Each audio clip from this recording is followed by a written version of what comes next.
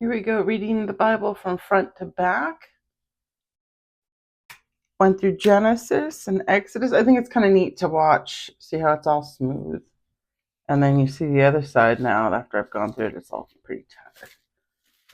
But here we go. We're going to start off chapter 19 at Mount Sinai. On the first day of the third month, after the Israelites left Egypt, on that very day, they came to the desert of Sinai. After they set out from Rephidim, they entered the desert of Sinai, and Israel camped there in the desert in front of the mountain. Then Moses went up to God, and the Lord called him from the mountain and said, "This is what you're to say to the descendants of Jacob, and what you are to tell the rest of Israel. You yourself have seen what I did in Egypt, and how I carried you on eagle's wings and brought you to myself. Now, if you obey me fully and keep my covenant, then out of all nations you will be my treasured possession. Although the whole earth is mine, you will be for me a kingdom of priests and a holy nation. These are the words you speak to the Israelites." So Moses went back and summoned the elders of the people and set them before the words of the Lord had commanded him to speak. The people all responded together, "We will do everything the Lord has said." So Moses brought their answers back to the Lord. The Lord said to Moses, "I am going to come to you in a dense cloud, so the people will hear me speaking with you and will always put their trust in you." Then Moses told the Lord that the people had said. And the Lord said to Moses, "Go to the people and consecrate them today and tomorrow. Have them wash their clothes and be ready by the third day, because on that day the Lord will come down on Mount Sinai in the sight of all the people. Put limits for the people around the mountain and tell them, 'Be careful that you do not approach the mountain or touch the foot of it. Whoever touches the mountain is to be put to death. They are to be stoned or shot with arrows. Not a hand is to be laid on them. No person or animal shall be permitted to live. Only when the ram's horn sounds a long blast may they approach the mountain." After Moses had gone down the mountain to the people, he consecrated them, and they washed their clothes. Then he said to the people, "Prepare yourself for the third day. Abstain from sexual relations." On the morning of the third day there was a thunder and a lightning with a thick cloud over the mountain, and every loud trumpet blast. Everyone in the camp trembled. Then Moses led the people out of the camp to meet with God, and they stood at the foot of the mountain. Mount Sinai was covered with smoke because the Lord descended on it in fire. The smoke billowed up from it like smoke from a furnace, and the whole mountain trembled violently. As the sound of the trumpet grew louder and louder, Moses spoke, and the voice of God answered him. The Lord descended to the top of Mount Sinai and called Moses to the top of the mountain. So Moses went up. And the Lord said to him, "Go down and warn the people, so they do not force their way through to see the Lord, and many of them perish. Even the priests who approach the Lord must consecrate themselves, or the Lord will break out against them." Moses said to the Lord, "The people cannot come up Mount Sinai, because you yourself warned them. Put limits around the mountain and set it apart as holy." The Lord replied, "Go down and bring Aaron up with you. But the priests and the people must not force their way through to come up to the Lord, or he will break out against them." So Moses went down to the people and told them. And God spoke all these words: "I am the Lord your God, who brought you out of Egypt, out of the land of slavery. You shall have no gods before me. You shall not make for yourself an image in the form of anything in heaven above, or on the earth below, or in the waters below. You shall not bow down to them or worship them. For I, the Lord your God, am a jealous God, punishing the children for the sin of the parents to the third and fourth generation of those who hate me, but showing love to 1,000 generations of those who love me and keep my commandments. You shall not misuse the name of the Lord your God, for the Lord will not hold any guiltless who misuses his name. Remember the Sabbath day to keep it holy. 6 days you shall labor and do all your work, But the seventh day is a Sabbath to the Lord your God.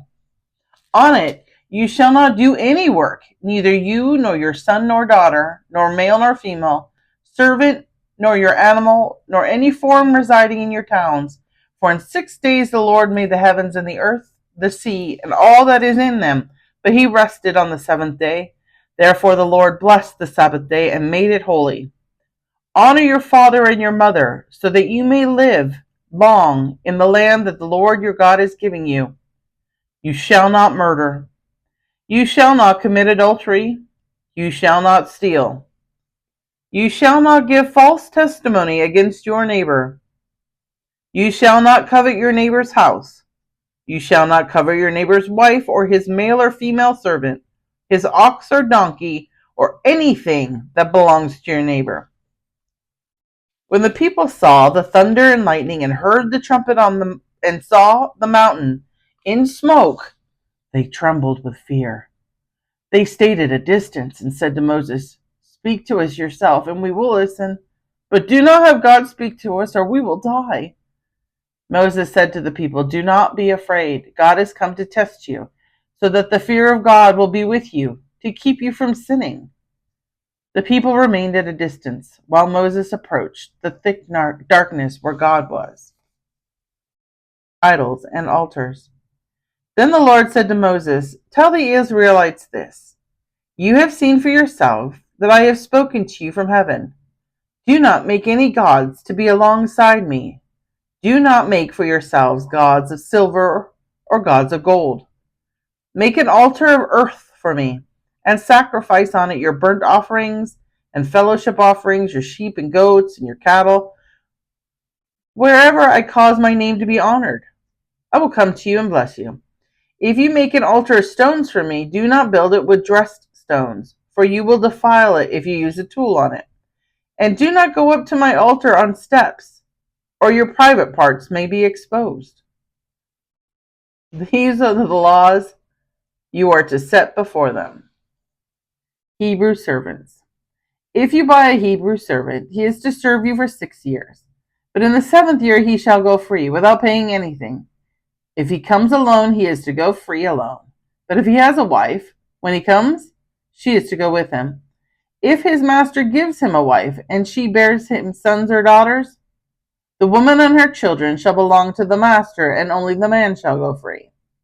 But if the servant declares, "I love my master and my wife and children, and do not want to go free," then his master must take him before the judges. He shall take him to the door or the doorpost, and pierce his ear with an awl. Then he will give his servant for life. Then he will be his servant for life. If a man sells his daughter as a servant, she is not to go free as male servants do.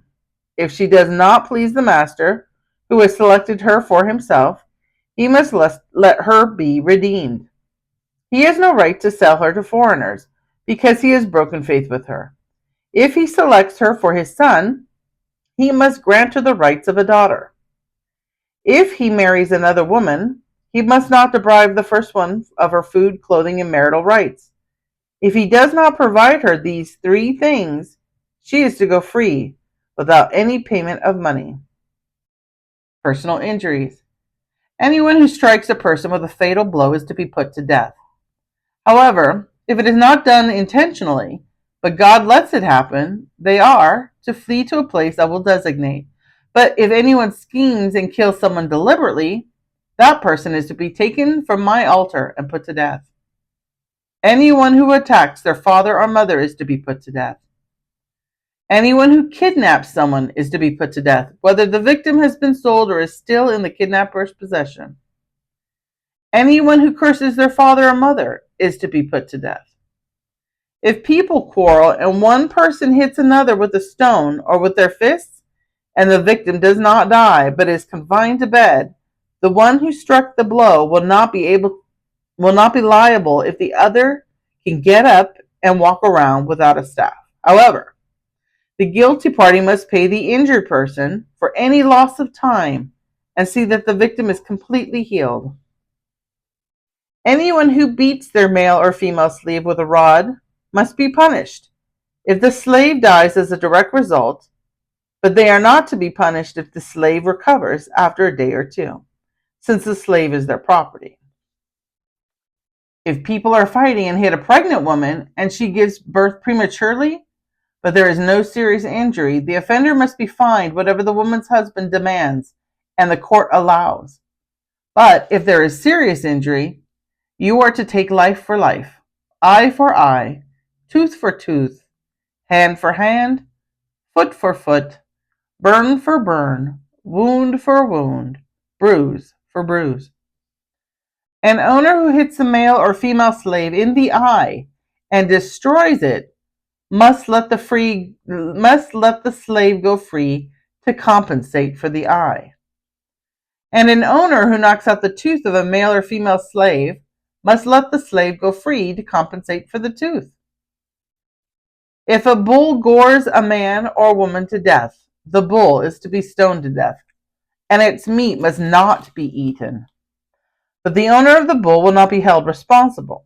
If, however, the bull has had the habit of goring and the owner has been warned, but it's just kept it penned up and it kills a man or woman, the bull is to be stoned and its owner is also to be put to death.